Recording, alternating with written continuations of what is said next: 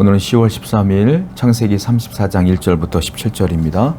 1절과 2절입니다. 레아가 야곱에게 낳은 딸 디나가 그 땅의 딸들을 보러 나갔더니 히위 족속 중 하몰의 아들 그 땅의 추장 세겜이 그를 보고 끌어들여 강간하여 욕되게 하고, 야곱이 세겜에서 머물고 있다가 큰 사건이 벌어집니다. 레아가 낳은 딸 중에 디나라고 하는 딸이 있는데요. 디나가 그 세상의 문화가 너무 궁금한 겁니다.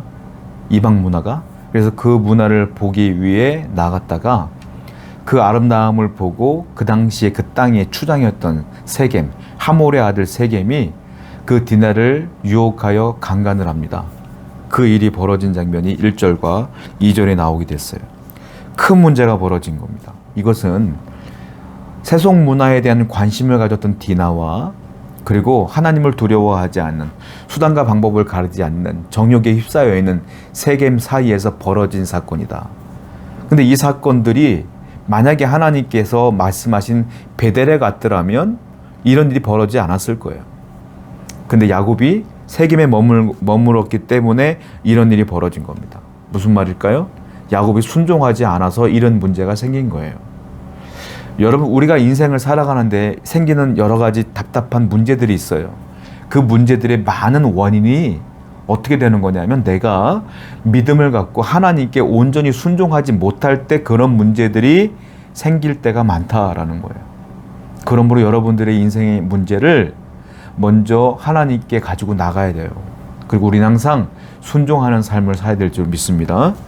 5절부터 7절입니다.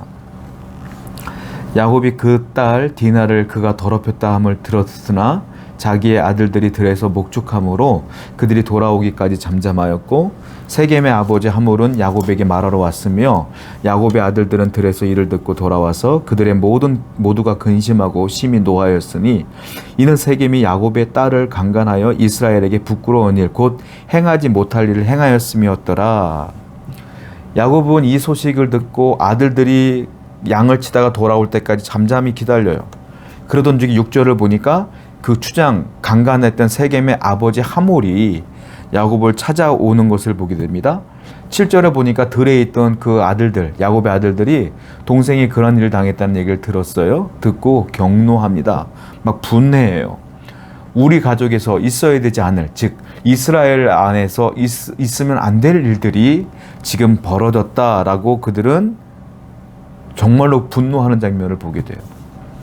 여러분, 그래요. 이 모든 것들이 하나님이 말씀하신 바른 길로만 갔다면 절대로 벌어지지 않을 일이었어요.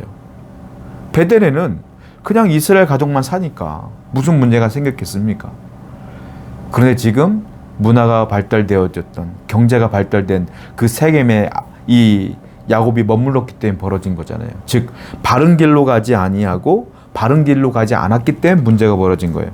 잠언서에 이런 말이 있어요. 제가 한번 읽어드릴게요. 잠언 10장 9절에 이런 말이 있습니다. 바른 길로 행하는 자는 걸음이 평안하려니와 굽은 길로 행하는 자는 드러나리라. 바른 길로 행해야 평안하다, 이 말이에요. 하나님 말씀은. 즉 바른 길로만 갔으면 이런 문제가 없었을 것이다. 성도는요, 항상 하나님 보시기에 바른 길이 무엇인가를 알아야 돼요. 그리고 우리는 그 바른 길을 지키려고 분투해야 돼요. 밤낮 없이 분투해야 돼. 가만히 있으면 나는 죄성이 있는 죄인이기 때문에 그런 길로 가거든. 그러니까 항상 바른 길로 가기 위해 애쓰고 힘쓰는 여러분 되기를 축원드립니다. 8절부터 12절입니다. 하몰이 그들에게 이르되 내 아들 세겜이 마음으로 너희 딸을 연연하여 하니 원하건대 그를 세겜에게 주 아내로 삼게 하라.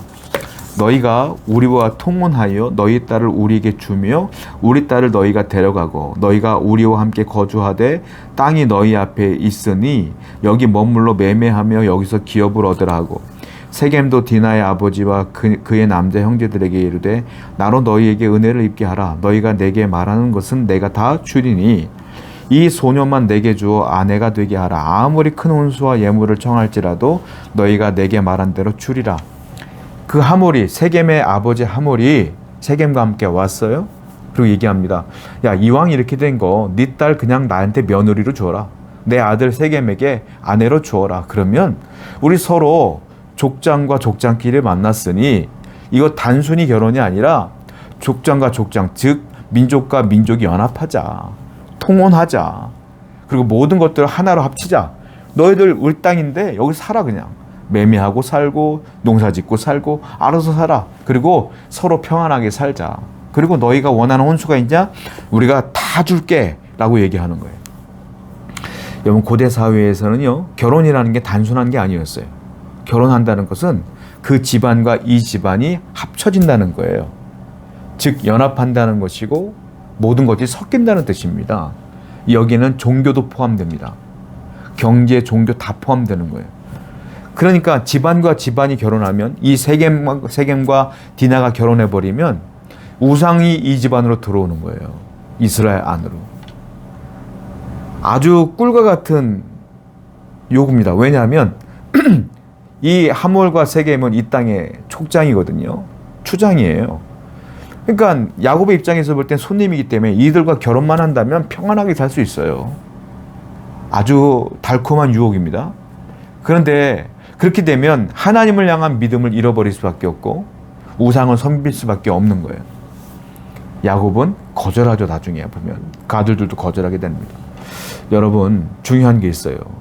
아무리 내 육신이 평안한 것이 있다 할지라도 그것이 내 신앙에 위해를 가한다면, 내가 신앙 지키는데 문제가 되는 것이라면 과감하게 끊어내야 된다. 신앙이 무너지면 다 무너지는 거예요. 믿음이 무너지면 다 무너지는 거야.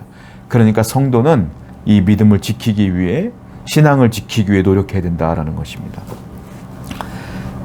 14절부터 볼게요. 야곱의 아들들이 그들에게 이르되 우리는 그리하지 못하겠노라. 할례 받지 아니한 사람에게 우리 누이를 줄 수 없노니 이는 우리의 수치가 됨이니라. 그런즉 이같이 하면 너희에게 허락하리라. 만일 너희 중 남자가 할례를 받고 우리같이 되면 우리 딸을 너희에게 주며 너희 딸을 우리가 데려오며 너희와 함께 거주하며 딱 한 민족이 되려니와 너희가 만일 우리 말을 듣지 아니하고 할례를 받지 아니하면 우리는 곧 우리 딸을 데리고 가리라.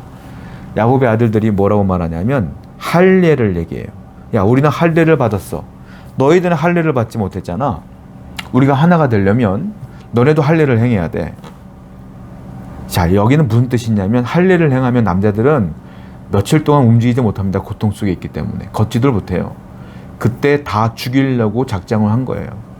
그런데 문제는 뭐냐면 이 악한 계획에 거룩한 예식이었던 할례를 이용한다라는 거예요. 할례는 뭡니까? 하나님의 거룩한 백성이란 표징입니다. 하나님의 거룩한 그 표징을 자신들의 목적을 이루기 위해, 자신의 야망을 이루기 위해, 그들을 죽이기 위해 이용한다? 굉장히 큰 문제가 있는 거예요. 여러분, 우리는 안 그럴 것 같습니까? 우리도 그래요. 하나님께 헌신하고 열심히 봉사하시는 분들 중에 대부분은 그렇지 않겠지만 어떤 분들은 그래요. give and take. 내가 하나님께 이렇게 헌신했으면 이렇게 주겠지. 물론 하나님이 여러분들에게 이렇게 헌신하시면 주십니다. 성경에도 써 있어요. 내가 그만큼 드렸으면 하나님은 더 주실 거예요. 내가 그만큼 헌신했으면 더 많이 주실 거야. 당연해요. 그런데 그 마음이 더 중요하죠. 내가 헌신하는 마음은 이미 하나님이 주신 게 많아. 내게 구원을 주셨고 이렇게 물질을 얻게 해주시는 은혜를 주셨으니 나는 참 감사해요. 하나님, 이것밖에 드릴 수 없네요 라고 하는 마음으로 드리는 헌신이 있는가 하면, 어떤 분들은 내가 이만큼 드리면 이만큼 주실 거야. give and take. 더 벌어야지, 더 많이 가져야지, 하나님께 더해서 더 많이 가질 거야 라는 마음으로 헌신하는 분들도 있을 수 있어요. 자, 그런데 문제는 뭐냐면 하나님은 약속했기 때문에 복을 주실 거야. 그런데 문제는 뭐예요? 내 마음이 문제야. 내가 이만큼 했으니까 이만큼 받겠지라고 하는 마음이 문제야. 그 마음은 뭐예요? 결국 하나님께 헌신은 하지만 결국 내 욕망과 야망을 채우는 도구로 하나님의 헌신을 이용한 것이 아니겠느냐.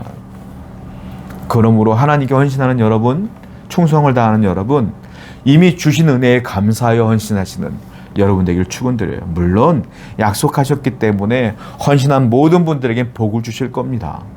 그러나 내 마음가짐을 이제는 내 욕망을 채우는 것이 아니라 감사하여 드리는 헌신으로 바뀌었으면 좋겠어요. 기도하겠습니다. 하나님께 늘 감사하는 마음으로 살게 하시고 언제나 바른 길로 가기 위해 분투하는 성도가 되게 하여 주옵소서. 예수님의 이름으로 기도드렸습니다. 아멘.